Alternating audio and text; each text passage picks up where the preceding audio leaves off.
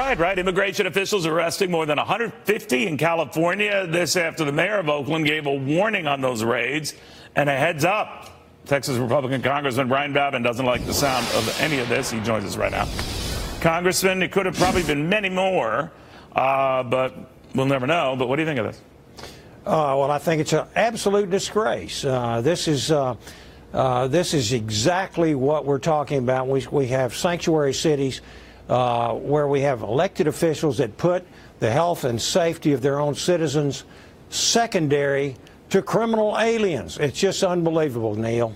Unbelievable. Now, I still went in. I don't know whether this number was smaller as a result of the mayor's warning, but she's not the first to do this sort of thing. She's the first maybe to make it so public and do a televised kind of a thing about it. But where is this going, and what do you think the effect it's having on keeping the dangerous illegals here? Well, for one, primarily, number one, they're going to endanger our agents. When we have tip-offs like this from this mayor of Oakland, you wind up endangering these officers that are going in there to make these arrests.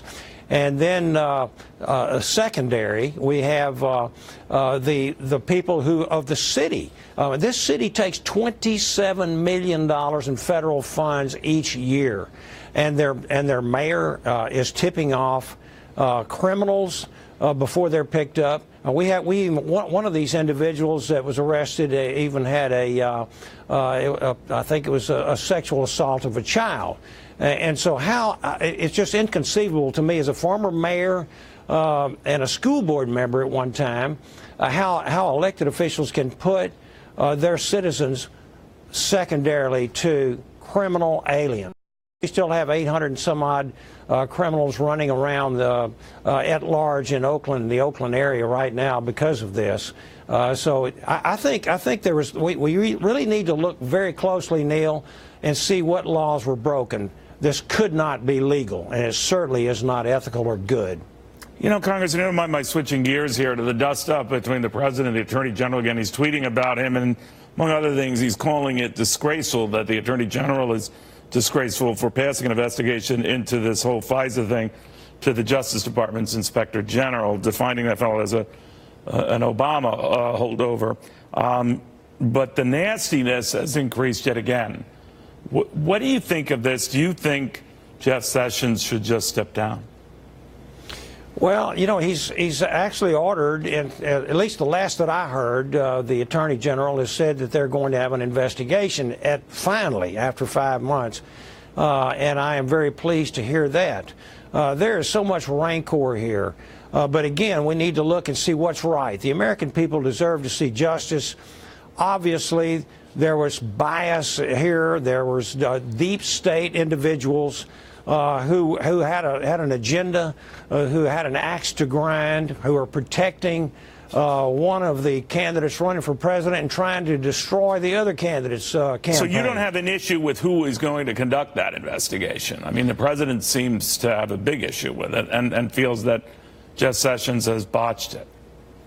Well, you know, all I can say is I understand where the president's coming from. He's been looking for action on this thing for a very long time, and you know, Mr. Sessions, Attorney General Sessions, recused himself and kind of opened the door for the Mueller investigation, and so I understand where he's coming from. All I'm telling you, Neil, is that justice needs to be done. We absolutely need to have an investigation. I have been calling for an independent investigation for a long time now, but I'm pleased to see that at least the Attorney General has called for one, and whatever takes place, I want to see I want to see the truth. Okay. I want to see the facts come out, and I want to see prosecutions as are necessary. Well, your old and former colleague, Jason Chaffetz, kind of agrees with you, but not on the way the president has handled this, tweeting out loud and saying all of this stuff about his former attorney general, saying on our air this morning, it's almost embarrassing that the president would tweet this as opposed to communicating directly with his attorney general. Kind of mind-boggling that he would call out his own attorney general. He was the one who appointed him. If he's not up to the job, get rid of him. What did you think of that? Well, you know what? I understand exactly where Mr. Chaffetz is coming from when he says that. Again, I understand why the president is very frustrated with his attorney general. But then why doesn't Jeff Sessions quit? If that were happening to you, if you were on the receiving end of that, would you stay in the job?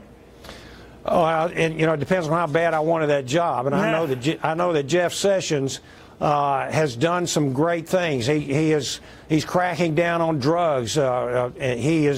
He's wanting to enforce border laws. Wanting the job badly enough, caring about those issues badly enough, compensate for the almost daily ridicule you get from your boss, who just so happens to be the President of the United States. You know, Neil, I had breakfast with the Attorney General and some of my other colleagues several months ago. And you know what? I believe that the man, he probably made a mistake when he recused himself. However, I know his heart is right, and I want to see an investigation going on here. But I understand where the president's coming from as well. All right.